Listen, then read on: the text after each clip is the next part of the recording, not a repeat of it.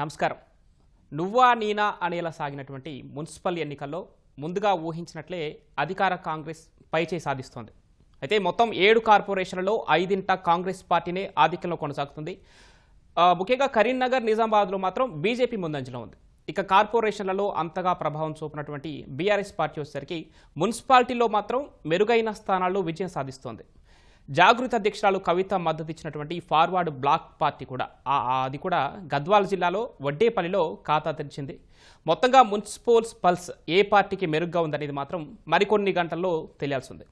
మరి అసెంబ్లీ ఎన్నికలకు తలపించినటువంటి ఈ ఎన్నికల్లో ఓటర్లు ఏ అంశాలను ఆధారంగా తీసుకొని వారి తీర్పునిచ్చారు, పొర తీర్పు రాష్ట్ర రాజకీయాలపై ఎలాంటి ప్రభావం చూపే అవకాశం ఉంది, భవిష్యత్తు రాజకీయాలపై.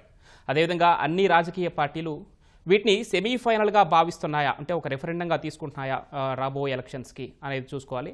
ఇక ఫలితాల సరళిపై ఆయా రాజకీయ పార్టీలతో పాటు రాజకీయ విశ్లేషకుల అభిప్రాయాలు కూడా తెలుసుకుందాం. ఇదే ప్రధాన అంశంగా మనం ఈరోజు చర్చను కొనసాగిద్దాం. చర్చలో పాల్గొంటున్న వారు ప్రొఫెసర్ కత్తి వెంకటస్వామి గారు, టీపీసీసీ ప్రధాన కార్యదర్శి, అదేవిధంగా విష్ణువర్ధన్ రెడ్డి గారు, బీఆర్ఎస్ నాయకులు, ఇక తాడూరు శ్రీనివాస్ గారు, బీజేపీ సీనియర్ నాయకులు, ప్రొఫెసర్ తిరునహరి శేషు గారు, రాజకీయ విశ్లేషకులు. ముందుగా అందరికీ నమస్కారం అండి. నమస్కారం. వెంకటస్వామి గారు, హ్యాపీ ఫేసెస్. మొత్తానికి కౌంటింగ్ సరళిని బట్టి చూస్తే 7 కార్పొరేషన్లలో 5 కాంగ్రెస్ పార్టీయే ముందంజలో కనబడతా ఉంది. మరి ఆ కార్పొరేషన్లలో గెలుపు కోసం కాంగ్రెస్ చేసిన కృషి ఏంటి, ఏం చెప్పి ఓటర్లను ఆకర్షించారు? ముందుగా ప్యానెల్ ఉన్నటువంటి మిత్రులకు, మీకు, ప్రేక్షకులకు నమస్కారం. టీవీ ప్రేక్షకులకు. ప్రధాన ఎజెండా అంటే అభివృద్ధి కంటే వేరే ఎజెండా ఏం లేదు. అభివృద్ధినే ప్రధానంగా నగరంలో నగరీకరణ జరుగుతున్నటువంటి, దేశమంతా కూడా నగరీకరణ జరుగుతుంది. మన దగ్గర కూడా ఇప్పుడు మున్సిపాలిటీస్ గా డిక్లేర్ చేసినటువంటి మేము వచ్చినాక కొన్ని, అంతకుముందు బీఆర్ఎస్ ప్రభుత్వంలో చాలా డిక్లేర్ చేసినారు. ఇవన్నీ కూడా ఇప్పుడిప్పుడే గ్రామీణ వాతావరణం నుంచి పట్టణ వాతావరణానికి వస్తున్నటువంటి చిన్న చిన్న మున్సిపాలిటీస్. 10 వార్డులతోటి మున్సిపాలిటీస్ ఉన్నాయి. దాదాపుగా నాకు తెలిసి 10-15 ఉన్నాయి. అట్లా 15 తోటి ఉన్నాయి. అట్లే ఇప్పుడిప్పుడే నగరీకరణ జరుగుతున్నటువంటి ప్రాంతాలు. సో వాటి యొక్క అభివృద్ధిని కాంక్షించి ప్రజలు అభివృద్ధి ప్రభుత్వము వచ్చినప్పటి నుంచి కొన్ని కార్యక్రమాలు చేపట్టినటువంటి కార్యక్రమాలను భవిష్యత్తులో 3 సంవత్సరాలలో, 1 సంవత్సరం అయితే అసలు అంటే ఎలక్షన్ లేని కారణంగా, వాటి టర్మ్ అయిపోయిన కారణంగా కన్సర్న్ కౌన్సిలర్ కావచ్చు, కార్పొరేటర్స్, చైర్మన్స్ లేక కొంత ఒక గ్యాప్ ఏర్పడింది. ఆ గ్యాప్ ఇప్పుడు పూరించబడుతుంది. కాబట్టి ఈ అభివృద్ధి కూడా చాలా స్పీడప్ అయ్యే అవకాశం ఉంటుంది అనేటువంటి ఒక పాజిటివ్ ఓటు ఎక్కువ పడింది. దాన్ని మనం కాదనలేము. పాజిటివ్ ఓటే తోటే ఇవాళ మేము ముందంజలో ఉన్నాం. సరే, ప్రతిపక్షాలు ఏం ప్రచారం చేసినా ఏం చేసినా ప్రజలు మాత్రము పాజిటివ్ ఓటు వేసిండ్రు. ప్రభుత్వం యొక్క పనితీరుకు, భవిష్యత్తు యొక్క ఆశలు, భవిష్యత్తు యొక్క భరోసాను దృష్టిలో పెట్టుకొని మాకు ఓటు వేసింది అనేది చాలా స్పష్టం. ఆ కారణంగానే ఈ రిజల్ట్ వస్తుంది అనేటువంటిది నేను చాలా స్పష్టంగా చెప్పదలుచుకున్నాను. అంటే మీరు అనుకున్నటువంటి ఆ 90% సీట్లు గెలిచే అవకాశం ఉందంటారా? ఆ దిశగానే వెళ్తున్నారా, లేదంటే తగ్గే ఛాన్స్? నేను నా అనాలిసిస్ లో కొంచెం పార్టీలో మాట్లాడిన దాంట్లో కొంత తేడా ఏందనంటే, 90% కార్పొరేటర్స్ అండ్ కౌన్సిలర్స్ కాకుండా 90% కార్పొరేషన్ అంటే చైర్మన్షిప్స్ వస్తాయి అనేటువంటిది నేను ముందు నుంచి చెప్తున్నాను. అంటే ఒక్కోసారి ఏమైతుందంటే, స్థానిక ఇప్పుడు ఈ ఎలక్షన్ అనేటువంటిది స్థానిక సంస్థలకు సంబంధించి ఈ ఇక్కడ ఉన్నటువంటి ముఖ్యమంత్రియో లేకపోతే ప్రతిపక్ష నాయకుడు కేసీఆర్ గారో లేకపోతే బండి సంజయ్ గారు, వీళ్ళ ప్రభావానికంటే ఎక్కువ స్థానికంగా ఉన్నటువంటి నాయకత్వం యొక్క పటిత్వం మీద, స్థానికంగా ఉన్నటువంటి నాయకత్వం యొక్క శక్తియుక్తుల మీదనే ఈ కౌన్సిలర్స్ అండ్ కార్పొరేటర్స్ గెలుస్తారండి. దాని తర్వాత జరిగే చైర్మన్ దాంట్లో హంగ్ వచ్చిన దగ్గర కొంత ఇది ఎక్స్ అఫిషియో ఓటు, ఇవి ఇట్లాంటి కొన్ని పనిచేస్తాయి. బట్ ఏమంటే స్థానికమైనటువంటి నాయకత్వం యొక్క ఇంపార్టెన్సే ఎక్కువ ఉంటది ఈ ఎన్నికలలో. వ్యక్తులు కూడా స్థానికంగా ఉన్నటువంటి వ్యక్తులు, ఒకసారి పార్టీకి పెద్ద అక్కడ పేరు లేకపోతే, ఇప్పుడు మీరు వడ్డేపల్లి ఎగ్జాంపుల్ తీసుకుంటున్నారు, అది కవిత ఏంది, కవిత పార్టీ ఏంది, కవిత ఏముంది, ఆమె ఆమెకున్నది ఏం లేదు. బట్ ఆమె ఏదో అక్కడ ఉన్నటువంటి వడ్డేపల్లి శ్రీనివాసును ఆధారంగా చేసుకుని అక్కడ ఉన్న స్థానిక నాయకుడిగా అతనికి ఉన్నటువంటి మంచి పేరు, అతనికి ఉన్న శ్రమ, అతనికి ఉన్నటువంటి ప్రజల్లో ఉన్నటువంటి పట్టు కారణంగా అక్కడ కొన్ని వచ్చినాయి. ఇట్లా బీఆర్ఎస్ కావచ్చు, బీజేపీ కావచ్చు, మేము కూడా కావచ్చు, అందరం కూడా స్థానిక నాయకత్వాన్ని మీద ఎక్కువ ఆధారపడి ఉంటది. ఎమ్మెల్యేలు ఉన్న దగ్గర అదొక ప్లస్ పాయింట్ అవుతుంది, గవర్నమెంట్ ఉన్నది కాబట్టి హైయెస్ట్ ప్లస్ పాయింట్. సో ఈ మూడు అంశాలను దృష్టిలో పెట్టుకున్నప్పుడు కాంగ్రెస్ మొదటి నుంచి కూడా ఒక పెద్ద పార్టీ, మొదటి నుంచి ఉన్నటువంటి పార్టీ కాబట్టి దానికి క్యాడర్ ఆటోమేటిక్ గానే ఉంటది, కార్యకర్తల ఘనం ఎక్కువనే ఉంటది. ఆ పటిష్టత, దాంతో పాటు కొంత అనైక్యత, కొట్లాట, కాంపిటీషన్ కూడా ఎక్కువనే ఉంటది. సో మాకు ఈడ ప్లస్ పాయింట్ ఏంటంటే పోయినసారి డ్యూరింగ్ ద గ్రామ పంచాయతీ సర్పంచ్ ఎలక్షన్స్ లో మేము పార్టీ పరంగా కొంత అప్రమత్తంగా లేని కారణంగా లోకల్ లీడర్స్ లో వచ్చినటువంటి డిస్ప్యూట్స్ తోటి చాలా చోట్ల మాకున్నటువంటి విభేదాల కారణంగా చాలా చోట్ల బీఆర్ఎస్ పర్ఫామ్ చేయడం అనేటువంటిది జరిగింది. దీన్ని గమనంలో తీసుకొని ఈ పురపాలక ఎన్నికలలో మేము చాలా ప్రికాషన్ తీసుకున్నాం పార్టీ పరంగా. మహేష్ గౌడ్ గారి నేతృత్వంలో with the instructions and the guidance of Natarajan ji and మా సెక్రటరీస్ విశ్వనాథ్ సంధి, తర్వాత సావంత్ గారు. కారణంగా ఈ బెడద పోయింది, కొంత బెడద పోయింది మాకు. మళ్ళీ మీ దగ్గరకు వస్తాను. విష్ణువర్ధన్ గారు, ప్రస్తుతానికి ట్రెండ్స్ చూస్తున్నాం, వాటిని బట్టి చూస్తే మరి 7 కార్పొరేషన్లో ఒక్క చోట కూడా బీఆర్ఎస్ ఆధిక్యం లేనటువంటి పరిస్థితి.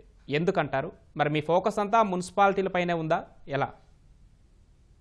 ముందుగా తోటి ప్యానలిస్టులకు, అట్లే మీకు పవన్ గారికి, అందరికీ ఈటీవీ ప్రేక్షకులకు నమస్కారాలు తెలియజేస్తూ, రిజల్ట్స్ అనాలిసిస్ చేసే ముందు ఒకటి మేము బలంగా ఈ ఎన్నిక ద్వారా తెలుసుకున్నది ఏంటిదంటే, BRS party cadre hats off చేయాలండి. ఎందుకంటే గత 2 సంవత్సరాల నుంచి కాంగ్రెస్ పార్టీ అధికారంలోకి వచ్చినప్పటి నుంచి మీరు రేవంత్ రెడ్డి గారి వ్యవహార శైలి చూస్తే, రెండో రోజు నుంచి కమిషన్ల పేరిట, కేసుల పేరిట, వ్యక్తిగత దూషణలు, రాజకీయ కక్ష సాధింపు చర్యలు, ఏ కాన్స్టిట్యున్సీకి పోయినా, ఏ కార్యకర్తను కదిలిచ్చినా అక్రమ కేసులు, భయభ్రాంతులు చేయడము, అంటే క్యాడర్ ని, మనోధైర్యాన్ని దెబ్బతీసే విధంగా వారి ప్రసంగాలు కూడా అయిపోయింది, బీఆర్ఎస్ పార్టీ ఖతం అయిపోయింది, ఇంకా రాదు, ఇంకా మళ్ళీ అసలు ఎలక్షన్లలో ప్రజలు బొందబెట్టేసారు, అది ఇది అని మాట్లాడినాం. పార్లమెంట్ ఎన్నికల్లో కూడా మాకు సెట్ బ్యాక్ జరిగింది, ఎందుకంటే అక్కడ ఒక్క సీట్ కూడా రాకపోవడం అనేది పెద్ద సెట్ బ్యాక్. కానీ పార్టీ గుర్తు మీద మళ్ళీ జరిగినటువంటి జూబ్లీహిల్స్ ఎన్నికల్లో బీఆర్ఎస్ పార్టీ తన ఓట్ షేర్ కాపాడుతుందండి. ఏదైతే 2023లో ఏదైతే ఎలక్షన్ లో జూబ్లీహిల్స్ సంబంధించి 75,000 ఓట్లు వచ్చినాయో, మళ్ళీ మొన్న జరిగినటువంటి బై ఎలక్షన్ లో కూడా అంత ఓట్ శాతం, equal vote share BRS party నిలబెట్టుకోగలిగింది. తర్వాత చూస్తే మీరు సర్పంచ్ ఎన్నికలు, సరే అది పార్టీ గుర్తు మీద జరగలేదు, బట్ స్టిల్ పార్టీ బలపరుస్తుంది క్యాండిడేట్లని.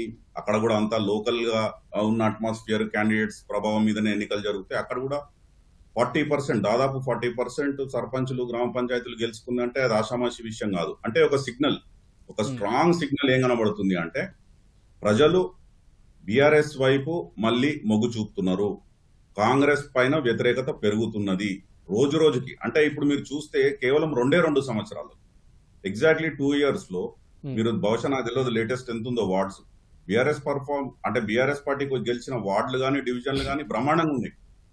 2 సంవత్సరాల్లో కాంగ్రెస్ మీద పెరిగిన వ్యతిరేకత అది. రెండవది, బీఆర్ఎస్ అధికారంలో ఉన్నప్పుడు కూడా జనరల్ గా ఏ పార్టీ అధికారంలో ఉన్నా కానీ కొద్ది సహజంగా ఉండే అడ్వాంటేజెస్ ఉంటాయి. అంటే అధికారం ఉండడం కానివ్వండి, ఒకవేళ లోకల్ బాడీ ఎలక్షన్స్ లో వీళ్ళకి కాకుండా మళ్ళీ ప్రతిపక్షానికి వేస్తే మాకు పనులు జరుగుతాయో జరగవో అనే భయం కానివ్వండి. ప్లస్ ఇంకా ఇప్పుడు కాంగ్రెస్ పార్టీ మనం గత ఎన్నికల ప్రచారం వాళ్ళ సరళిగానే వాళ్ళు ప్రచార సరళిని మనం చూస్తే అధికార దుర్వినియోగం చేసినారు, పోలీసులను బెదిరించినారు, ఓటర్లను భయభ్రాంతులను చేసినారు. అంటే వాళ్ళు అధికారం ఉంది కాబట్టి ఎంత చేయాలో అంత చేసినారు. Despite all this still we got, అంటే ఇంట్రెస్టింగ్ ఫ్యాక్టర్ ఏముంటది అంటే ఓట్ షేర్ చూడాలండి. ఇప్పుడు రావాల్సిన ఫైనల్ నంబర్ మేము వెయిట్ చేసేది ఫైనల్ గా ఓట్ షేర్ ఎంత వచ్చింది బీఆర్ఎస్ కి అనేది చాలా ఇంపార్టెంట్ ఫ్యాక్టర్ అవుతుంది.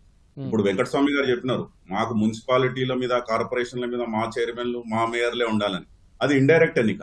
అంటే గెలిచిన వాళ్ళు అక్కడ వాళ్ళు ఓట్లు వేసుకొని వాళ్ళల్లో ఎవరు కావాలి అనేది ఈ నెక్స్ట్ 2-3 days లో క్యాంప్ రాజకీయాలు, బేరాసారాలు ఇవన్నీ జరుగుతాయి. కానీ ప్రజలు డైరెక్ట్ గా ఓటేసింది ఎంత శాతం బీఆర్ఎస్ కి వచ్చింది అనేది రైట్. చాలా, అంటే మేము ఆశించేది చాలా సానుకూలంగా వస్తుంది, చాలా పాజిటివ్ వస్తుంది. దీంతో పాటు క్యాడర్ లో కూడా మళ్ళీ నూతన ఉత్సాహము, మళ్ళీ ప్రజలు కాంగ్రెస్ మీద పెరిగే వ్యతిరేకత బీఆర్ఎస్ వైపే ఉన్నది. గత కేసీఆర్ పాలనే వాళ్ళు చూసిరు కాబట్టి ఆ అభివృద్ధి సంక్షేమం మళ్ళీ కోరుకుంటారు కాబట్టి వాళ్ళకు కూడా అందుకనే మళ్ళీ బీఆర్ఎస్ వైపు మొగ్గు చూపుతున్నారు అనేది క్లియర్ గా సంకేతాలు యా కనబడుతుంది. మళ్ళీ డిస్కస్ చేద్దాం.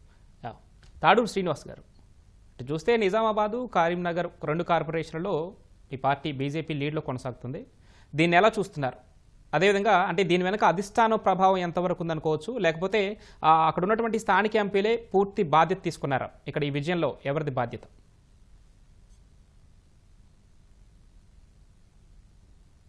శ్రీనివాస్ గారు, యా జనరల్ కార్పొరేషన్స్ లో మేము తీసుకున్నటువంటి కేంద్ర ప్రభుత్వం ఏదైతే స్మార్ట్ సిటీస్ సెలక్షన్స్ లో గానీ, అమృత పట్టణాలలో గానీ, లేకపోతే ఇప్పుడు పారిశుద్ధ్యం విషయంలో గానీ, స్వచ్ఛ భారత్ విషయంలో గానీ, ఇటువంటి అన్ని కూడా సత్ఫలితాలని కొంత కార్పొరేషన్స్ లో కనిపిస్తుంది. ఇప్పుడు మీరు గ్రేటర్ హైదరాబాద్ అన్నా, కరీంనగర్ అన్నా, నిజామాబాద్ అన్నా, ఇవన్నీ పెద్ద పాపులేషన్ వైజ్ కూడా మీకు 50% ఉంటుంది. ఇది లోకల్ కి, రూరల్ ఏరియాకు వీటికి. ఇప్పుడు 1.5 హైదరాబాద్ జనాభా.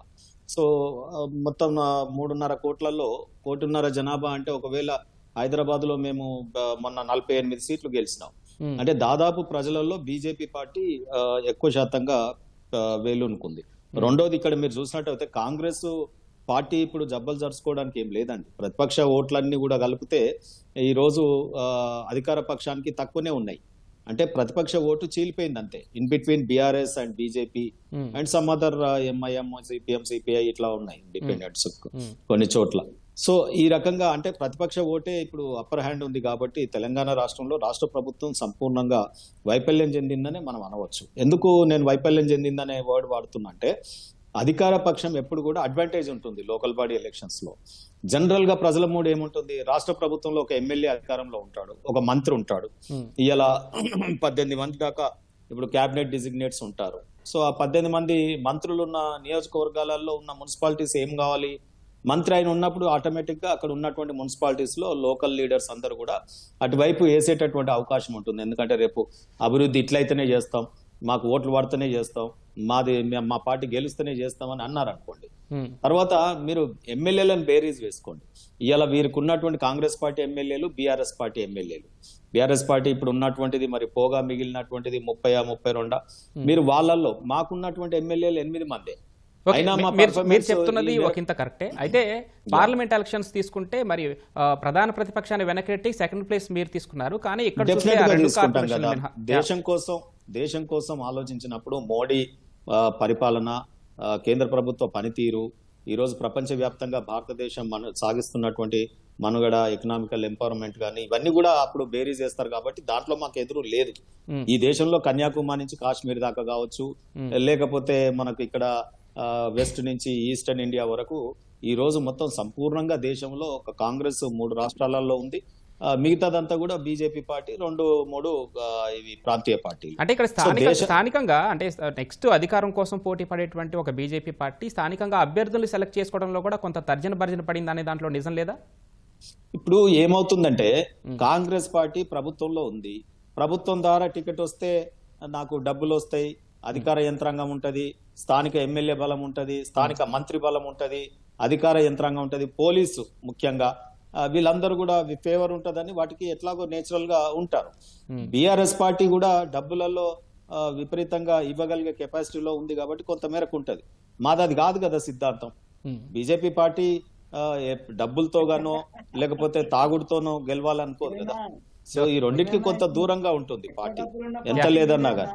సో రెండోది నేనేమంటున్నంటే, ఈ రోజు మీరు ఒకటి గమనించండి, బీజేపీ పార్టీ ఇలా ట్రయాంగిల్ 4 లో మేము నిలిచాము. తెలంగాణ రాష్ట్రం గతంలో ఏముంది, ఈ పార్టీ కాకపోతే ఆ పార్టీ, ఆ పార్టీ కాకపోతే ఈ పార్టీ. కానీ ఈ రోజు తెలంగాణ వచ్చేసరికల్లా ఈ రోజు కాంగ్రెస్, బీఆర్ఎస్, బీజేపీ అనే 3 పార్టీల మీద చర్చ జరుగుతుంది. అంటే కార్పొరేషన్లు ఏం ఆషామాషి అయ్యాల. సరే కార్పొరేషన్లలో అయితే బీఆర్ఎస్ అయితే లేనే లేదు కదా. సో కాంగ్రెస్ ఉన్నది, కాంగ్రెస్ అధికార మదంతో కొంత మేరకు రావచ్చు. కానీ 2 పెద్ద కార్పొరేషన్లు, ఇంకా నిజామాబాద్, కరీంనగర్ లో మేము 1 వే ఫస్ట్ పొజిషన్ లో ఉన్నాం. అక్కడ బీఆర్ఎస్ కు పడ్డటువంటి కూడా చూడండి, మరి ఈ రెండు కలుపుకుంటే కాంగ్రెస్ ఎక్కడ ఉన్నట్టు? ఎక్కడ Right, లేనట్టు. ప్రతిపక్ష ఓటు మొత్తం చీలిపోయింది కాబట్టి ఆ మాత్రం కాంగ్రెస్ కి అత్యవసర మార్కులు వచ్చినాయి కానీ లేకపోతే అసలు కాంగ్రెస్ ఈ రాష్ట్రంలో లేనే లేదు, మొత్తం పడిపోయింది. రాబోయేది అప్కమింగ్ పార్టీ. మీరు ఒక్క గ్రాఫ్ చూడాలండి మీరు పవన్ గారు. నేను చెప్పేది ఏంటంటే గతంలో కాంగ్రెస్ పార్టీ, గతంలో బీఆర్ఎస్ పార్టీ స్థానిక సంస్థలలో ఎన్ని ఉన్నాయి, ఈ రోజు బీజేపీ పొజిషన్ ఏంటి, ఓట్ల శాతం ఎంత, సీట్లు ఎన్ని మున్సిపాలిటీలు. సో ఈ రకంగా మీరు బేరీ చేసుకుంటే ప్రతి దాంట్లో మా గ్రాఫ్ ఇంక్రీజింగ్ ఉంటది కదా. సో గతం కంటే మేము మిన్నా అని చెప్తున్నా నేను. అంటే వాళ్ళు గతం నెక్స్ట్ కంటే అధికారం మిన్నా చెప్పాలంటే చేజిక్కించుకోవడం కోసం ఈ స్పీడ్ సరిపోద్దంటారా? డెఫినెట్ గా ఇది పర్కులేట్ అవుతా ఉన్నాం లోకల్ బాడీస్ ద్వారా. లోకల్ గా జనరల్ గా రాష్ట్ర ప్రభుత్వం వచ్చినప్పుడు రాష్ట్రం సరళిని బట్టి ఎన్నికలు ఉంటాయి. కేంద్రం అయితే మాకు శేషు గారు, ఉమ్మడి నల్గొండ ఖమ్మం జిల్లాల్లో అత్యధిక స్థానాలు కాంగ్రెస్ గెలుచుకుంటుంటే వరంగల్, ఆదిలాబాద్ సహా మిగతా చోట్ల మాత్రం కాంగ్రెస్ వర్సెస్ బీఆర్ఎస్ అనలాగా ఉంది. మరి ఎలా చూడాలి ఈ ట్రెండ్స్ ని? అందరికీ నమస్కారం. 116 మున్సిపాలిటీలకు 7 కార్పొరేషన్లకు ఫలితాలు వెలువడుతున్నాయి. ఓవరాల్ గా అటు కార్పొరేషన్లు, మున్సిపాలిటీల్లో ఫలితాలను చూస్తే కాంగ్రెస్ విజయం సాధిస్తుంది. బట్ అది అద్భుత విజయం ఏమీ కాదు. బీజేపీ, బీఆర్ఎస్ పార్టీ ఓడిపోతుంది, అది దారుణమైనటువంటి ఓటమేమీ కాదు. బీజేపీ పెరుగుతుంది, కానీ అంచనాలకు అనుగుణంగా అది ఫలితాలు సాధించలేకపోతుంది అనేది ఓవరాల్ గా మనకి ఇప్పటి వరకు ఉన్నటువంటి ట్రెండ్స్, ఫలితాలు చాలా స్పష్టం చేస్తున్నాయి. అయితే ఇప్పటి వరకు మనకి 2582 మున్సిపల్ వార్డులు, 414 మున్సిపల్ కార్పొరేషన్ డివిజన్స్ లో ఫలితాలు వస్తుంటే కాంగ్రెస్ కి 1000కి పైగా వార్డులలో గెలిచింది. దాని ఫాలోయింగ్ గా బీఆర్ఎస్ పార్టీ కూడా 600కు పైచిలకు వార్డులలో విజయం సాధిస్తే బీజేపీ 200, అదర్స్ కూడా 200లో ఉన్నారు. అంటే సగం ఉన్నారు. అంటే 50% లో బీఆర్ఎస్ పార్టీ ఉన్నది. అయితే కాంగ్రెస్ గత పంచాయతీ ఎన్నికల్లోనూ ఈ ఎన్నికల్లోనూ 90% స్ట్రైక్ రేట్ తోటి దిగారు. బట్ అక్కడ వైఫల్యం, ఇక్కడ కూడా వైఫల్యం చాలా స్పష్టంగా కనపడుతుంది. అయితే కాంగ్రెస్ ఇప్పుడు వరకు దరిదాపు 50 మున్సిపాలిటీలను కైవసం చేసుకుంది 116లో. బీఆర్ఎస్ పార్టీ 14 మున్సిపాలిటీలను కైవసం చేసుకుంటే బీజేపీ ఇంకా ఎక్కడ కూడా లీడ్ రాలేదు. సింగిల్ లార్జెస్ట్ ఏ మున్సిపాలిటీలో కూడా రాలేదు అనేటటువంటిది ఫలితాలలో మనకి స్పష్టమవుతుంది. అయితే ఇక్కడ కాంగ్రెస్ పార్టీ ఈ స్థాయిలో విజయం సాధించడానికి ప్రధానమైనటువంటి కారణం మీరు అన్నట్లు ఖమ్మంలో 7 మున్సిపాలిటీలు ఉంటే 7కు 7 స్వీప్ చేసేసింది. తర్వాత మీకు వచ్చేసి నల్గొండకు వస్తే నల్గొండలో 17 ఉంటే 1-2 చోట్ల తప్ప మిగతా అన్నిట్లో కాంగ్రెస్ పార్టీ విజయం సాధించింది. మహబూబ్ నగర్ కు వచ్చేసరకు 18 మున్సిపాలిటీలు ఉంటే అక్కడ కూడా 2-3 తప్ప మిగతా అన్నిట్లో గెలిచింది. అంటే కాంగ్రెస్ ప్రధానమైనటువంటి విజయంలో ఈ 3 జిల్లాలు ప్రధానమైన పాత్ర పోషించాయి. ఎంత స్థాయిలో పోషించాయంటే ఉదాహరణకు మీకు మదిర మున్సిపాలిటీలో 22 డివిజన్స్ ఉంటే 21 డివిజన్స్ లో కాంగ్రెస్ పార్టీ గెలిచింది. ఒకే ఒక్క డివిజన్ లో మీకు బీఆర్ఎస్ గెలిచింది. అదే ఖమ్మంలో అశ్వరావుపేటలో 18 డివిజన్స్లలో కాంగ్రెస్ పార్టీ గెలిస్తే కేవలం 2 డివిజన్స్ మాత్రమే బీఆర్ఎస్ గెలిచింది. ఈ ట్రెండ్ ఖమ్మం నుండి మీకు నల్గొండ నుంచి మహబూబ్ నగర్ వరకు కొనసాగటం వల్ల కాంగ్రెస్ పార్టీ ఆ స్థాయిలో విజయాలు మనకి కనపడుతున్నవి. తర్వాత మీకు ఇటు ఉత్తర తెలంగాణకు వచ్చేసరకు బీఆర్ఎస్ పార్టీ ఓటమికి ప్రధాన కారణము బీజేపీ పెర్ఫార్మెన్స్ పెరగటం. మీకు ఓవరాల్ గా మొత్తం 116 మున్సిపాలిటీలలో బీజేపీ సాధించినటువంటి పెర్ఫార్మెన్స్ ఏంటి అంటే ప్రతి మున్సిపాలిటీలో తన ఖాతా తెరిచింది. పోయినసారి వాళ్ళు 3 మున్సిపాలిటీలు గెలిస్తే ఇంకా ఏ మున్సిపాలిటీలో గెలుస్తారనేది స్పష్టత రాకపోయినా వచ్చినటువంటి స్పష్టత ఏంటంటే ప్రతి మున్సిపాలిటీలో వాళ్ళ ఖాతా ఓపెన్ చేశారు. మీకు రెండోది ఆదిలాబాదు, నిజామాబాదు, కరీంనగర్, ఈ 3 జిల్లాలలో బీఆర్ఎస్ పార్టీ విజయాన్ని బీజేపీ దెబ్బతీసింది. ఈ 2 పార్టీల మధ్య ఓటు చీలికతోటి కాంగ్రెస్ ఈ 3 జిల్లాల్లో బెనిఫిట్ అయింది. దాంతో కాంగ్రెస్ పార్టీ పెర్ఫార్మెన్స్ మనకి ఈ స్థాయిలో కనపడుతుంది. ఆ 3 జిల్లాలు, ఈ 3 జిల్లాలు. తర్వాత మీకు వరంగల్ జిల్లాకు వచ్చేసరకు బీఆర్ఎస్ పార్టీ అనూహ్యంగా కాంగ్రెస్ పార్టీకి గట్టి పోటీ ఇస్తుంది. మీకు చూడండి, జనగామకు వచ్చేసరికి హంగ్ ఏర్పడింది, తొర్రూరులోకి వచ్చేసరికి బీఆర్ఎస్ గెలిచింది, అనూహ్యంగా కే సముద్రంలో బీఆర్ఎస్ గెలిచింది, మీకు భూపాలపల్లి పరకాలకు వచ్చేసరికి బీఆర్ఎస్ పార్టీ లీడ్ తీసుకుంటుంది.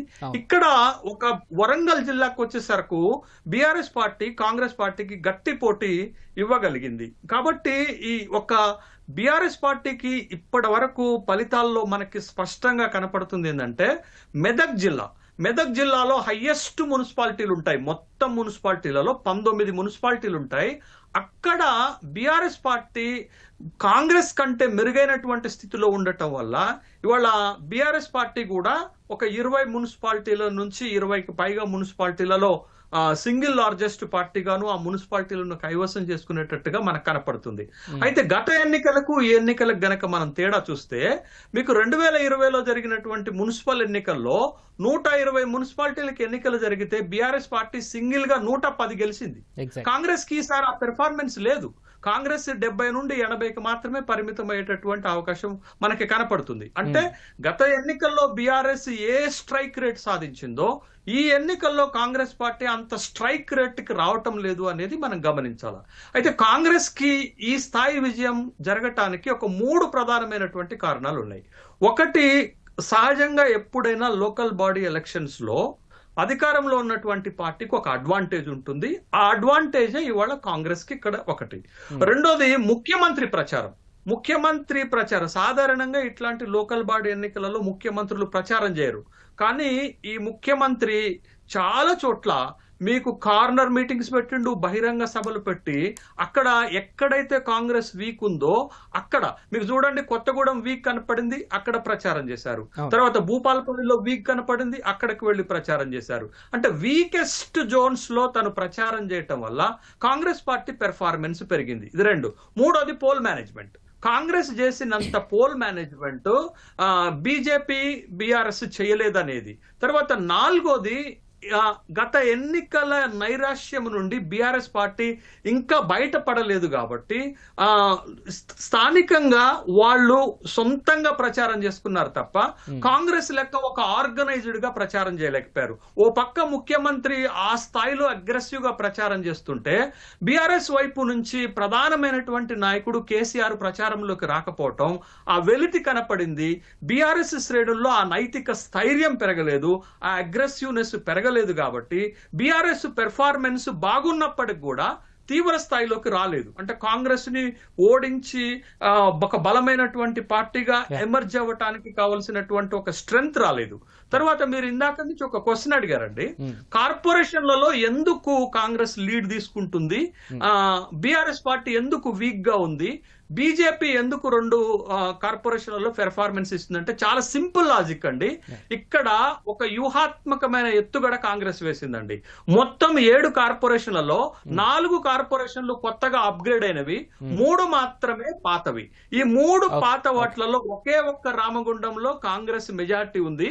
గత ఎన్నికల్లో కూడా 11 డివిజన్స్ గెలిచింది రామగుండంలో. అంటే రామగుండం మున్సిపాలిటీలో కార్పొరేషన్ లో కాంగ్రెస్ కి ఒరిజినల్ గా బలం ఉంది.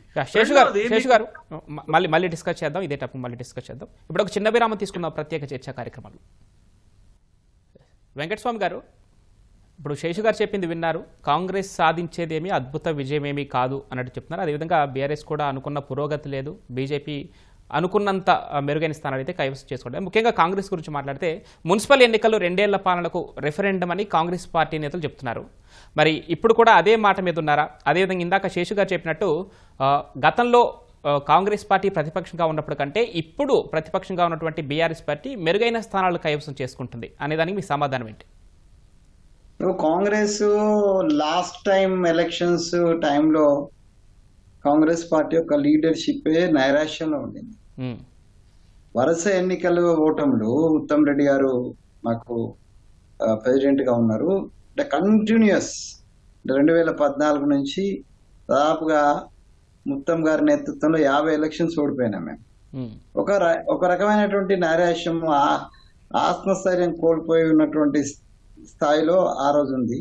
ఒక పక్కన బీఆర్ఎస్ యొక్క అంటే అప్రతిహతమైనటువంటి అధికార దుర్వినియోగము, తర్వాత అంటే టోటల్ అఫెన్స్ మొత్తం ఎమ్మెల్యేలను కొనేయడము, సిఎల్పిలను కొనేయడము, ఈ రకమైనటువంటి ధోరణి, భయంకరమైనటువంటి ధన వినియోగము, అధికార వినియోగము, ఇవన్నీ కలగలిపి ఎమ్మెల్యేలు కూడా 105 మంది ఎమ్మెల్యేలు ఉన్నారు. అప్పుడు మాకున్నది ఎంతమంది ఎమ్మెల్యేలు? 5 ఎమ్మెల్యేలు మాకున్నది. వాళ్ళకు 105 మంది ఎమ్మెల్యేలు ఉన్నారు అప్పుడు. సో ఇవన్నీ కూడా కారణాలు అయితే అప్పటి. ఇప్పుడు మాకున్న ఎమ్మెల్యేలు 65 మంది, మాకున్న ఎమ్మెల్యే 65 మంది, వాళ్ళకున్నటువంటిది అంటే ఈ అటు ఇటు అన్నది తర్వాత విషయం. కానీ మొన్న ఎలక్షన్స్ లో గెలిచిన దాన్ని చూసుకున్నట్టయితే 39 ఎమ్మెల్యేలు వాళ్ళకు ఉండేది, మాకు 63 అప్పుడు వచ్చింది. దాని తర్వాత సరే 2 ఎమ్మెల్యేస్ మేము గెలిచినాం, ఇప్పుడు మేము 65లో ఉన్నాం. రిమైనింగ్ అయితే వాళ్ళు ఉన్నారు కదా, అది బీజేపీ ఉండొచ్చు, బీఆర్ఎస్ ఉంటుంది. బీజేపీకి 8 ఉన్నాయి, మిగతాయి వాళ్ళకు ఉన్నాయి. సో ఈ డోలాయమానంగా ఉన్నటువంటి ఎమ్మెల్యేలు కూడా నిన్నటిదాకా మళ్ళీ స్టేట్మెంట్ ఇచ్చి టీఆర్ఎస్ అంటున్నారు. వాళ్ళని టీఆర్ఎస్ లో మేము కౌంట్ చేసుకున్నా కూడా 35 మంది వాళ్ళు ఉన్నారు, 65 మంది మేము ఉన్నాం. సో కాబట్టి ఆ ఎమ్మెల్యేల అంచనా ప్రకారం చూసుకున్నట్టయితే ఉంటే మా విజయము అప్పుడు ఎట్లయితే 105కు అంత అది ఉన్నదో ఈ రోజు 65కు తగ్గట్టుగా ఉన్నట్టు, శేషి గారి యొక్క అనాలిసిస్ ప్రకారం అట్లా చూసుకుంటే దానికి సమానంగానే ఉన్నట్టు డెఫినెట్ గా. రెండోది ఏంటంటే, నేను ఉట్టి స్టేట్మెంట్స్ మా నాయకులు కూడా కొద్దిమంది ఇవ్వద్దండి. ఒక local body election referendum for the total అది అనేటువంటి స్టేట్మెంట్ మేము ఇచ్చినా ఎవరు అడిగినా తప్పదు. లోకల్ బాడీ ఎలక్షన్స్ అనేది నేను ఇందాక కూడా చెప్పిన, it will more confine to the local problem. అంటే ఉప ఎన్నికని రిఫరెండంగా తీసుకోలేమని చెప్పేసి ముఖ్యమంత్రి అంటారు, మరి ఇప్పుడు లోకల్ బాడీని తీసుకోలేదని చెప్పేసి మీరు అంటున్నారు. ఎలా చూడాలంటారు దీన్ని? నేనేమంటున్నా అంటే, లోకల్ బాడీ ఎలక్షన్ కంప్లీట్ గా నేను లోకలైజ్డ్ సిస్టమ్ కదా, దీన్ని మనం టోటల్ రాష్ట్రం యొక్క అభివృద్ధి, రాష్ట్రం యొక్క ప్లానింగ్, రాష్ట్రంలో మనం చూస్తున్నటువంటి ఏదైతే విజన్ ఏదైతే ఉన్నదో దానికి దీనికి పొంతన ఉండదండి. నేను కూడా ఒక మున్సిపాలిటీ ఇన్ఛార్జ్, అక్కడ పోయినప్పుడు వాళ్ళు అడుగుతున్నది ముఖ్యమంత్రి గారు ఏం వాగ్దానం చేసినారు, లేకపోతే రాష్ట్ర అభివృద్ధి ఏందని ఎవరు అడగలేదు. ఇగో మా దగ్గర ఇగో ఈ ట్రాన్స్ఫారం ప్రాబ్లం ఉన్నది, లేకపోతే ఈ హై టెన్షన్ ప్రాబ్లం ఉన్నది, ఇగో ఇవి సాల్వ్ అయ్యండి. ఇది చాలా లోకలైజ్డ్. తర్వాత లోకల్ లీడర్ యొక్క పర్ఫార్మెన్స్, ఆయన ఆర్థికమైనటువంటి వెన్నుదన్ను, ఆయన ప్రజలలో తలలో నాలుకగా ఉన్నాడా లేడా అనే దాని మీద ఎక్కువ ఆధారపడి ఉంటది. కాబట్టి మొత్తం పార్టీ యొక్క లేకపోతే ప్రభుత్వం యొక్క పర్ఫార్మెన్స్ గా తీసుకోవాలనేటువంటి ఆలోచన అయితే నేనైతే సమంజసంగా స్థానిక ఎన్నికల్ని రిఫరెండంగా తీసుకోవాల్సిన పని లేదంటారు అయితే? నా వ్యక్తిగత విష్ణువర్ధన్ గారు, మరి అభ్యర్థుల ఎంపికలో ఆచితూచి వ్యవహరించింది బీఆర్ఎస్ పార్టీ. మరి మున్సిపల్ ఎన్నికల్లో గెలుపొందిన వారికి పార్టీని ఫిరాయించకుండా ఎలాంటి చర్యలు తీసుకుంటున్నారు ఏంటి? ఇప్పుడు పూర్తిగా అంటే ఇంకా ఫలితాలు పూర్తిగా వెలువడలేదు కాబట్టి ఒకసారి మొత్తం పూర్తిగా 100% రిజల్ట్స్ బయటకు వచ్చినాక దాని తర్వాత ఏం చేయాలి అనేది విప్ కానివ్వండి, ఎట్లా కాపాడుకోవాలనేది కానీ లీడర్షిప్ ఆల్రెడీ గెలిచిన అభ్యర్థులతో టచ్ లో ఉన్నారు. వారు ఏ వ్యూహం అనుసరించాలనేది కూడా చర్చ జరుగుతుంది. ఆల్రెడీ సూర్యాపేటలో చూస్తున్నాం. అదే అయితే నెక్స్ట్ 2-3 డేస్ అంతా దీని మీదే చర్చ జరుగుతుంది. ఈ రోజు ఫలితాలను విశ్లేషిద్దాము. నెక్స్ట్ 2 డేస్ కంప్లీట్ గా ఇదే విషయం పైన అన్ని ఛానళ్లు కూడా ఫోకస్ ఉంటుంది. అయితే ముఖ్యంగా ఇంతకు ముందు మన శేషు గారు చెప్పినట్టు, అదే విధంగా వెంకటస్వామి గారు చెప్పినట్టు, నాకు ఫండమెంటల్ గా ఇంకొక పాయింట్ అంటే ఏదైతే అనాలిసిస్ చేస్తున్నామో, గత ఎన్నికల్లో బీఆర్ఎస్ పార్టీ అధికారంలో ఉన్నప్పుడు 2020లో ఎట్లా పర్ఫార్మ్ చేసింది, ఇప్పుడు కాంగ్రెస్ ఎట్లా చేసింది అని మనం బేరేజ్ వేసి చూసినప్పుడు ఒక ఫండమెంటల్ పాయింట్ మనం గమనించాల్సింది ఏంటంటే, అప్పుడు బీఆర్ఎస్ పార్టీ 2వ టర్మ్ లో ఉంది. It wasn't the first term. 2014లో ఎన్నికల్లో రాష్ట్రంలో అధికారంలోకి వచ్చినాక మళ్ళా 2018లో తిరిగి పెద్ద మ్యాండేట్ తోని తిరిగి అధికారంలోకి వచ్చినాక ఆ తర్వాత 2 సంవత్సరాలకు జరిగినటువంటి మున్సిపల్ పోల్స్ 2020లో, అంటే దాదాపు 6-7 సంవత్సరాల బీఆర్ఎస్ పార్టీ రాష్ట్రంలో అధికారం ఉన్న తర్వాత అట్లాంటి పర్ఫార్మెన్స్, అంటే స్ట్రైక్ రేట్ ఆ రోజు 95%. మీకు మున్సిపాలిటీలు కార్పొరేషన్లు అన్ని కలిపి 130 అయితే దాదాపు 112 కైవసం చేసుకుంది ఆనాడు బీఆర్ఎస్. అంటే చాలా ప్రో ఇన్కంబెన్సీ, ప్రజలు వన్ సైడెడ్ గా బీఆర్ఎస్ వైపు మొగ్గు చూపినారు. అంటే 7 ఏళ్ల తర్వాత కూడా ఆ రకంగా ఫలితాలు వచ్చినాయి. అంటే అప్పుడు ఎందుకు ప్రో ఇన్కంబెన్సీ ఉందంటే ప్రజలకు ఆ ఫలితాలు అంటే వాళ్ళకి అందినాయి. ఏదైతే మున్సిపల్ యాక్ట్ 2019లో కేసీఆర్ గారు అసెంబ్లీలో కూడా చెప్పినారు, మున్సిపల్ యాక్ట్ తీసుకురావడం ద్వారా కానివ్వండి, లేకపోతే ఆనాడు 10 ఉమ్మడి జిల్లాలని 33 జిల్లాలు చేసి అప్పటి వరకు మండల్ హెడ్ క్వార్టర్ లాగున్న ఏరియాలను జిల్లా హెడ్ క్వార్టర్లు చేసి అక్కడ కలెక్టరేట్లు తెచ్చి డీసెంట్రలైజ్ చేసి ప్రజల వద్దకు పాలన తీసుకుపోయి మున్సిపల్ యాక్ట్ 2019 లో తీసుకొచ్చి 10% గ్రీన్ బడ్జెట్ పెట్టి పచ్చదనం పెంచి, అంతేకాకుండా ఎవరైతే చైర్మన్లు కానీ మేయర్లు కానీ ఎన్నుకోబడతారో వాళ్ళు బీఆర్ఎస్ చైర్మన్లు బీఆర్ఎస్ మేయర్లే 95% ఉన్నా కానీ మున్సిపల్ యాక్ట్ లో ఒక విప్లవాత్మకమైనటువంటి చట్టంలో కేసీఆర్ గారు ఏం చెప్పినారంటే రాష్ట్ర ప్రభుత్వానికి అధికారం తీసుకొచ్చినాం. వాళ్ళు ఒకవేళ పర్ఫామ్ చేయకపోతే, వాళ్ళు ఒకవేళ డ్యూటీ నిబద్ధతతోని వాళ్ళు ఏదైతే గవర్నెన్స్ చేయాలో అది చేయకపోతే వాళ్ళని తీసి పక్కకు కూర్చోబెట్టే అట్లాంటి ఒక రెవల్యూషనరీస్ కి అంటే ఒక పాలసీ మేకింగ్ లో అవన్నీ కనబడ్డాయి ప్రజలకు. అందుకు అట్లా వాళ్ళు అటు ఆ రోజు 95% స్ట్రైక్ రేట్ తోని బీఆర్ఎస్ పార్టీని గెలిపించినారు మున్సిపాలిటీలో. మరి ఇప్పుడేంది, ఇప్పుడు కేవలం 2 సంవత్సరాలు అయింది కదండి. అప్పుడు మనం 6 సంవత్సరాల తర్వాత ఆ పర్ఫార్మెన్స్ ఉన్నప్పుడు ఈ 2 సంవత్సరాలనే కాంగ్రెస్ పార్టీ మీకు ఇంత వ్యతిరేకత ఎందుకు పెరిగింది? ఆ రోజు బీఆర్ఎస్ పార్టీ 95% స్ట్రైక్ రేట్ ఉంటే ఈ రోజు కాంగ్రెస్ పార్టీ నాకు తెలిసి 70% దాటదు ఓవరాల్ గా మన ఫైనల్ రిజల్ట్స్ వచ్చినప్పుడు. ఆనాడు కాంగ్రెస్ పార్టీకి కేవలం 560 వార్డులు గెలిస్తే బీఆర్ఎస్ పార్టీ దాదాపు 1800 వార్డులు గెలిచింది, 3 ఇంతలు పెరిగి ఎక్కువ గెలిచింది. కానీ ఈ రోజు డబుల్ కన్నా ఎక్కువ పోయే పరిస్థితి లేదు కాంగ్రెస్ పార్టీ. అంటే మీరు చూస్తే 2 సంవత్సరాలలో ఏం జరిగింది అంటే, ఇంకొకటి ముఖ్యమైన విషయం ఏంటిదంటే ముఖ్యమంత్రి గారు సర్పంచ్ ఎన్నికలకు కాళ్ళకు బల్బం కట్టుకుని ప్రచారాలు చేస్తారు, బహిరంగ సభలు పెడతారు, మున్సిపల్ ఎన్నికలకు ప్రచారం చేస్తారు. గతంలో ఏ రాష్ట్రంలో గానీ ఏ ముఖ్యమంత్రి గానీ ఈ లోకల్ బాడీ ఎన్నికలకో సర్పంచ్ ఎన్నికలకో ఈ ఎత్తున ప్రచారం చేసిన దాఖలాలు లేవు. అంటే ఇక్కడ కనబడేది ఏంటిదంటే కేవలం రాజకీయ విమర్శలతోని కేవలం బుడిదజల్లే ప్రయత్నం చేసి ప్రతిపక్ష నాయకులని, అది వ్యక్తిగతంగా అనుకోండి వేరే రకంగా అనుకోండి, ఒక అటెన్షన్ డైవర్షన్. అంటే చేసింది చెప్పుకోవడానికి ఏం లేదు 2 సంవత్సరాలలో కాంగ్రెస్ పార్టీ. ఒక పాలసీ తేవడం గానీ ఒక స్కీమ్ తేవడం గానీ, పట్టణాలకు సంబంధించి ఆయనే మున్సిపల్ మంత్రిగా ఉన్నారు ముఖ్యమంత్రి గారే. ఏం చేసినావు సారు అంటే ఇప్పుడు చెప్పే పరిస్థితి లేదు. కాబట్టి ఏం చేయాలి, ప్రచారం అంతా దుమ్మెత్తిపోయడం, ప్రతిపక్షాలను తిట్టడం, దీంతోనే గడిపేసిర్రు.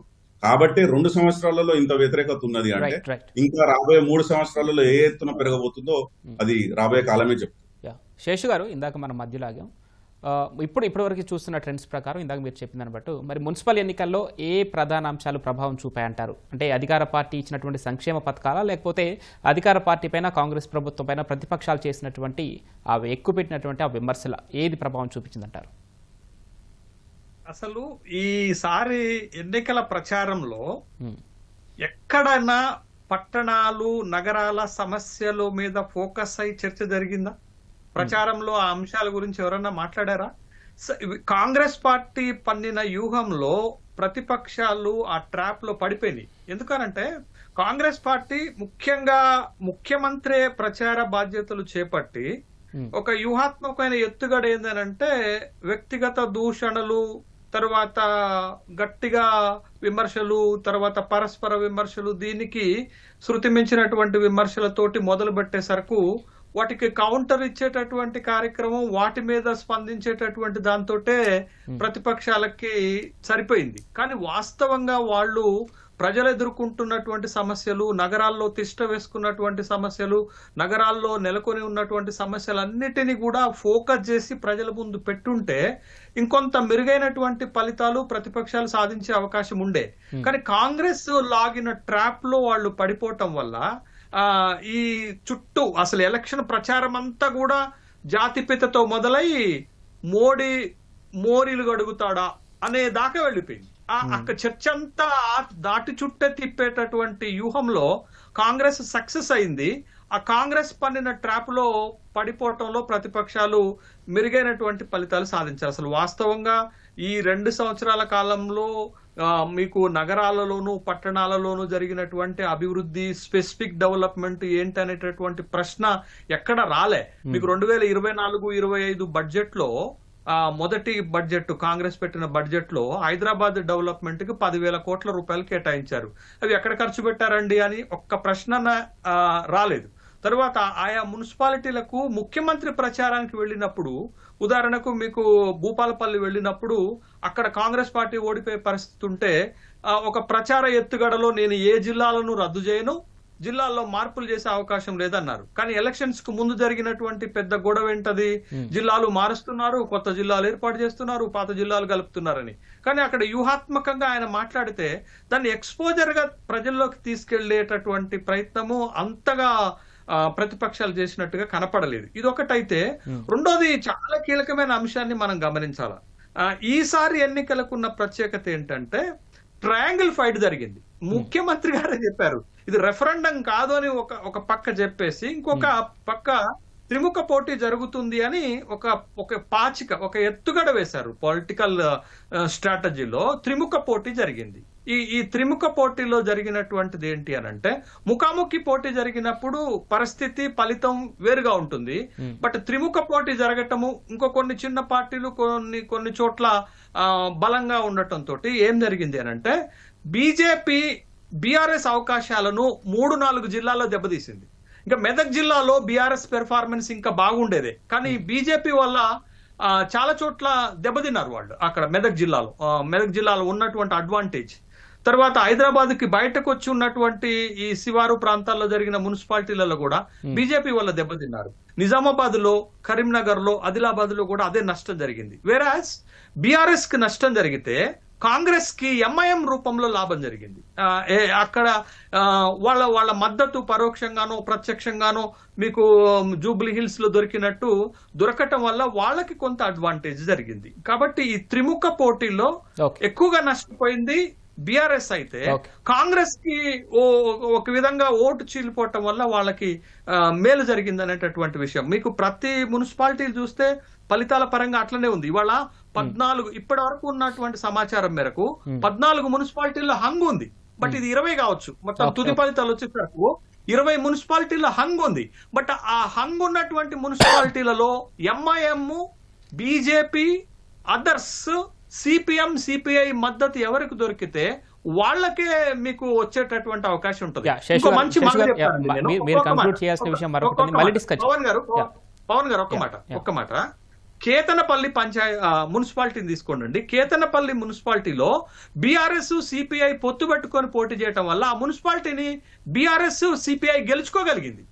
అంటే ఇట్లాంటి పోలరైజేషన్స్, ఇట్లాంటి అలయన్సెస్ ఉన్న దగ్గర కాంగ్రెస్ కి దెబ్బ తగిలింది. మీకు చాలా చోట్ల మీకు మధుర మున్సిపాలిటీకి వచ్చేసరకు అక్కడ కూడా పొత్తు ఉంది. మీకు వైరా మున్సిపాలిటీకి వచ్చేసరకు అక్కడ కూడా పొత్తు ఉంది. అక్కడ ఏం పొత్తుంది? బీఆర్ఎస్ కి, సిపిఎం కు పొత్తుంది. కాబట్టి ఒక్కొక్క దగ్గర ఒక్కొక్క ఫ్యాక్టర్ ఇన్ఫ్లుయెన్స్ అయినటువంటి సందర్భాన్ని మనం చూసామన్నట్టు. శ్రీనివాస్ గారు, ఇన్ కంటిన్యూషన్ టు శేషు చాలా చక్కగా వివరించారు. ఇంకా బెటర్ గా వాతావరణ శాఖ లాగా వివరించినారు. శ్రీనివాస్ గారు మీకే సర్పంచ్ ఎన్నికల్లోనైనా ఇటు మరి మున్సిపల్ పోర్లోనైనా గతంలో కంటే మెరుగైన స్థానాల్లో విజయం సాధించామని, లేకపోతే పోలింగ్ పర్సంటేజ్ మెరుగుపడుతుందని బీజేపీ నేతలు అంటున్నారు. మరి ఈ విషయంలో ముందు పార్టీ ప్లాన్స్ ఎలా ఉండొచ్చు? సార్, ఇప్పుడు ఇక్కడ మీరు తీసుకోవాల్సింది ప్రీ పోల్ అలియన్సెస్ బీజేపీ పెట్టుకోలే. మేము సింగిల్ సోలోలీగా పోయినాం. మేము సోలోలీగా మనం ఎట్లా అంటే, ఇప్పుడు బీజేపీ పార్టీ ఇంతకుముందు శేషి గారి వివరణలోనే మనకు దొరికినాయి సమాధానాలు. సిపిఎం తో ఒక దగ్గర బీఆర్ఎస్, సిపిఐ తో ఒక దగ్గర కాంగ్రెస్, సిపిఎం తో ఎంఐఎం తో, ఇక దాని కాంగ్రెస్ పార్టీ అయితే కంచ కషాయం. సో నేనేమంటున్నంటే, ఈ రోజు ఇండిపెండెంట్ గా ఒకే ఒక్క పార్టీగా, ఒకే ఒక్కడుగా బీజేపీ పార్టీ వెళ్ళింది. వెళ్ళిన తర్వాత మేమేంటంటే, ఇవాళ ఒక 10 ఏళ్ళు పరిపాలన గావించి తెలంగాణ సాధించిన అని చెప్పుకునేటటువంటి ఒక చరిష్మాటిక్ లీడరు, గొప్ప నాయకుడు అని, జాతిపిత అని ఏదో చెప్పుకున్నటువంటి కేసీఆర్ మహానాయకుడు కలిగినటువంటి పార్టీ ఒకవైపు, మున్సిపల్ శాఖ మాత్యులుగా, ఇది మీరు గమనంలోకి నోట్ దిస్ పాయింట్, 10 ఏళ్ళు మున్సిపల్ శాఖ మాత్యులుగా స్వయంగా డిఫాక్టో సీఎం గా వివరించిన కేటీఆర్ గారు, అటువంటి పార్టీ ఒకవైపు. రెండో సైడు ప్రజెంట్ గవర్నమెంట్ లో ఉంది, సుదీర్ఘ కాలం పాటు ఈ రాష్ట్రాన్ని పరిపాలించిన party Congress party. Present government లో కూడా ముఖ్యమంత్రి స్వయంగా తిరిగినటువంటి ఎన్నికలు ఇవి. సో ఇటువంటి ఎన్నికలలో బీజేపీ ఈ రోజు మేము ఇన్ కంటిన్యూషన్ టు శేషు గారు నేను యాక్సెప్ట్ చేస్తూ మేము సీడింగ్ చేసుకున్నాం. అంటే మొత్తం తెలంగాణ ప్రాంతంలో మొత్తం కూడా మేము విత్తనాలని వెదజల్లినాం. అవి మొలకలేస్తా ఉన్నాయి. ఇక్కడ తెలంగాణ ప్రజానికానికి మిగతా జిల్లాల్లో ఉన్నటువంటి చాలా మందికి ఉన్నటువంటి ఒక సందేహం ఉంది. అంటే ఉత్తర తెలంగాణలో మా పార్టీ బీజేపీ పాగా వేస్తుందని చెప్పేసి పదే చెప్తున్నారు. మరి తెలంగాణలో మిగతా చోట్ల ఏంటి బీజేపీ పరిస్థితి? అదే మిగతా చోట్ల సీడింగ్ అయింది. మేము అక్కడ పాగా వేయడం ఏంటి? నిజామాబాద్, కరీంనగర్ మేము జెండా ఎగిరేసినాం.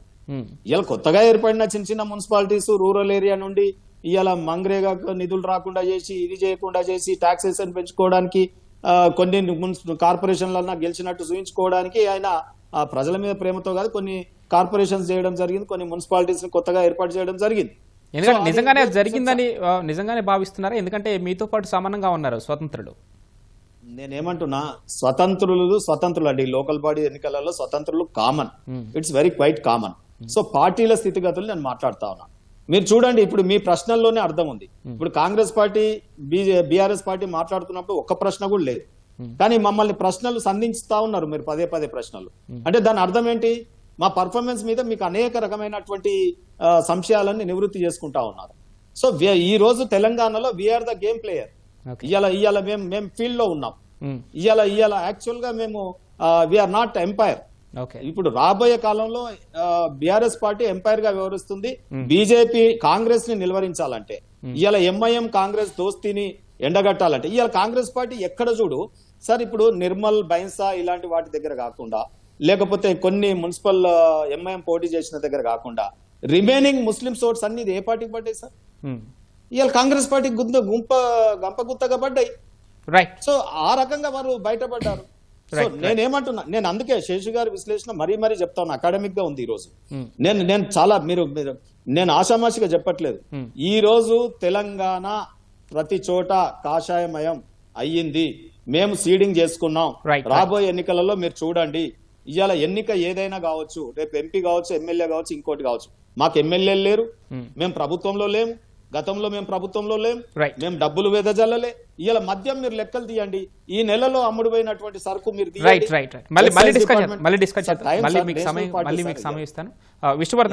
తక్కువ ఇస్తున్నారు మీరు పవన్ గారు. తక్కువ సమయం, మళ్ళీ ఇంటరప్టెడ్ సమయం. What is this? ఫేర్ గా ఉండాలి కదా. నేనేమంటున్నా, ఈ రోజు మా ఫ్లో పోతుంది కదా. సో నేను ఈ రోజు తెలంగాణ అంతా మేము ఫ్లో అవుతా ఉన్నాం. మా ఫ్లోని మీలాంటి వాళ్ళు కూడా అరికడితే ఎట్లా?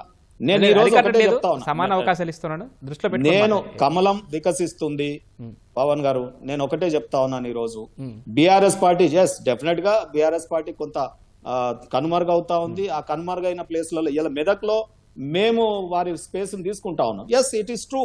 గజ్వేల్ చూడండి, స్వయంగా కేసీఆర్ గారు ఎమ్మెల్యే అండి. అక్కడ మేము 5, కాంగ్రెస్ 5. అక్కడ చూడండి పరిస్థితి. So BRS 5. సో నేనేమంటున్నానంటే అక్కడ కాంగ్రెస్ లేదు, 2, 3 గెలిచినట్టుంది. సో మెల్లిమెల్లిగా మేమంతా కూడా విస్తరిస్తా ఉన్నాం. ఈ రోజు తెలంగాణ రాష్ట్ర వ్యాప్తంగా కమల వికాసం జరుగుతా ఉంది. సరే, రాబోయే కాలం నేను మళ్ళీ మీరు విశ్లేషించినప్పుడు చెప్తాను. మద్యం ఎట్లా ఏరులై పారింది, సమస్యలు ఎట్లా కొట్టుమిట్టాడుతున్నాయి, ఈ పోలీసు ఎక్కడెక్కడ వారు ప్రవర్తించినారు. ఎలక్షన్ కమిషన్ అయితే రేవంత్ రెడ్డి కమిషన్ లాగా పనిచేసింది. రాష్ట్ర ఎన్నికల కమిషన్ కంప్లీట్ కాంగ్రెస్ కు ఫేవరబుల్ గా ఉంది, ప్రభుత్వానికి ఒత్తాసు పలికింది. ఇవన్నీ చర్చలు చేద్దాం. డిస్కషన్ లో ఇప్పుడు ఒక చిన్న విరామం తీసుకుందాం.